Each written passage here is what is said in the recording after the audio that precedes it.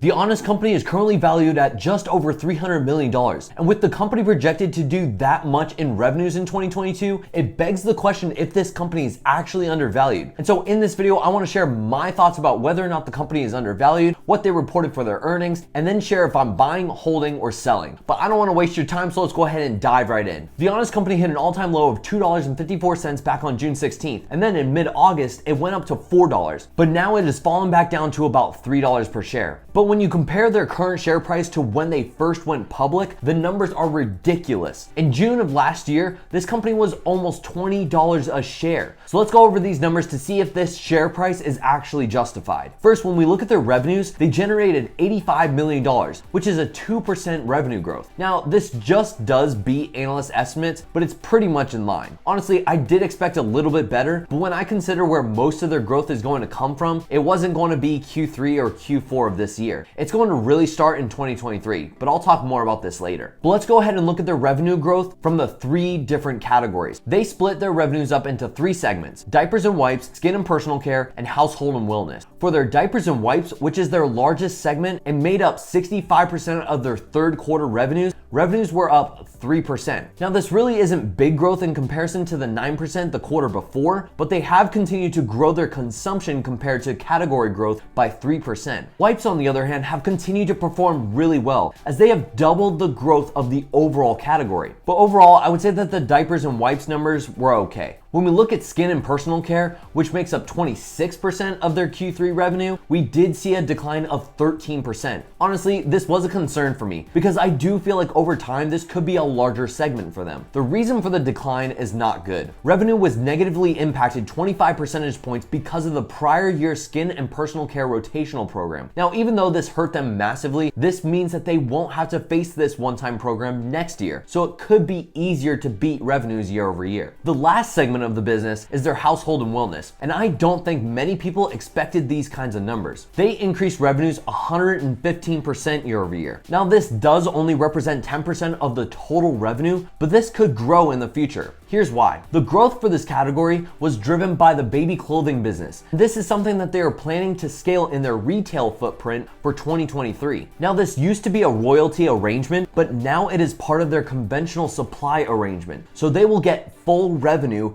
and associated costs. So we will see how much of an effect this will have on the overall business, especially in this category. When we consider the growth of Honest in comparison to the overall sector, they are still performing very well. And in an environment like this where people could possibly begin moving to cheaper items, this is nice to see. For their diapers and wipes category, I already mentioned that Honest grew 6%, which is better than the 3% overall growth. When it comes to baby personal care, Honest grew 7%, while the category declined 3%. And lastly, for beauty, Honest grew 15%, while the overall category only grew 9%. So they have continued to outperform their competitors and continued to innovate with new products. The next piece of the earnings that I wanted to look at is how well the company is doing moving towards profitability. And there are a couple of metrics that I think we should look at to really understand how the company is doing as they move towards profitability. The first metric is gross margins, which decreased from 36% to 30.3%. Now, I think many of us can figure out that inflation has not helped the cost of goods, so that will have an effect on margins. But there were also increased prices for inbound freight, transportation, fulfillment and warehouse expenses, plus increases in trade promotion spend. Now, they did benefit from price increases and cost savings, which I talked about in the previous earnings call, but I really don't think that we'll see major impacts in margin from these price increases until at least Q4, but more than likely in 2023. However, when we talk about price increases, the management team said that they were not planning on doing second price increases on the same product, unlike their competition. Now, this is interesting because it helps us understand that the Honest company is more focused on growth over profitability. The large companies like Procter & Gamble and Johnson & Johnson are going to focus on profitability alone. But for Honest, they want to continue to gain market share. So the more volume they sell, the better position I believe they will put themselves in down the road.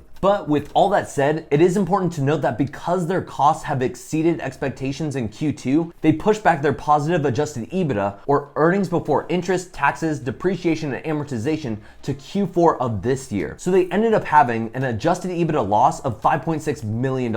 I'm more focused on them gaining market share, because when they have a brand that people will want, they will have pricing leverage leading to better margins. The Honest Company is the kind of brand that many people from this generation and the generations to come are going to be looking for. So there is plenty of room for this company to run. I actually see them having more connections with the current and upcoming generation who are having kids than the other larger companies. And that is why I believe that the Honest Company and the idea of clean lifestyle products could be trending for the next decade, leading to greater gains in market share and significant improvements in their margins. In terms of where their product is being sent, here's what they got. They have started their launch into over 2,500 Walmart stores. They are also in over 600 Ulta stores and 1,400 GNC stores. They are also expanding their partnership with Nordstrom with skin and cosmetics into Nordstrom Rack. So this will also help them be able to get more market share. Previously, the company announced that 42% of all new births happened in the Southeast, which was an area that Honest felt they were really underrepresented. When you consider the fact that in Q4, the Honest Company will begin the in-store partnership with Walmart, where they will sell their largest segment of products with their diapers and wipes collection, this could be a major source of revenue over time. Let me put it this way. Walmart has a lot of stores in the Southeast, and for people that shop at the same store, in this case Walmart, many of them have never been exposed to the Honest brand. So when you consider the fact that they are showing their presence in the most populated stores, plus their pricing is in line with their competitors, there is no telling what this company could do for revenues in 2023.